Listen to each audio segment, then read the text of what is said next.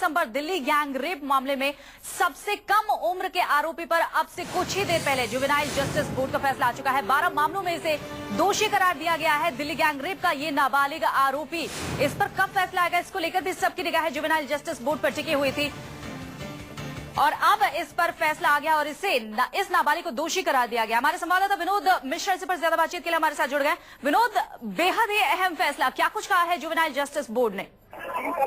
देखिए, ये जो पुलिस ने जो नाबालिग था उसके 11 मामलों में आरोप तय किए थे, जिसको कोर्ट ने मानते हुए 11 मामलों पर उसे दोषी माना है। अब ये फैसला होना है कि उस पर उसे जो सजा है वो क्या मिलेगी।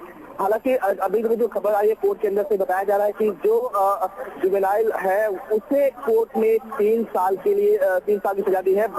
3 साल का समय होता है जुवेनाइल के लिए, जो बाल में रखा जाता है, तो 3 साल की सजा उसे दी गई है। जो 12 धारा आरोप तय थे पुलिस ने उसे कबूल किया है कोर्ट ने और उसी के बिना पर जुवेनाइल को ये सजा दी गई है। जी, कितनी देर पहले ये फैसला है? क्या पूरी तरीके से ये जो सुनवाई थी आज की, फैसला सुनाने की जो कड़ी थी, वो पूरी तरीके से समाप्त हो चुकी है या अब भी अंदर सुनवाई चल रही है?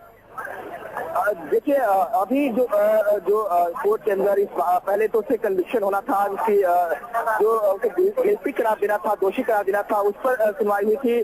कोर्ट ने जो तमाम धाराएं लगाई थी उसमें 12 धाराओं में उसे दोषी पाया है कोर्ट ने, जिसमें गैंग रेप है, मर्डर है, काफी रॉबरी है, लूट है और जो अन्य धाराएं सबूत मिटाने की धाराएं थी, 12 धाराएं लगाई गई थी, जिसमें 11 धाराओं में उसे गिल्टी पाया गया है, उसे दोषी करार दिया गया और इसके बिना पर उसे 3 साल की सजा दी गई है। जी, इसके अलावा क्या कोई यहाँ अंदर से कोई वकील बाहर आया है, उसने किसी भी तरीके की बात कही है, सारा डिटेल दिया है क्या?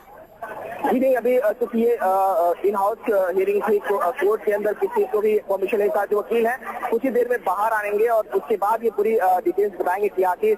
जी विनोद, आप अपनी नजर बना रखिए।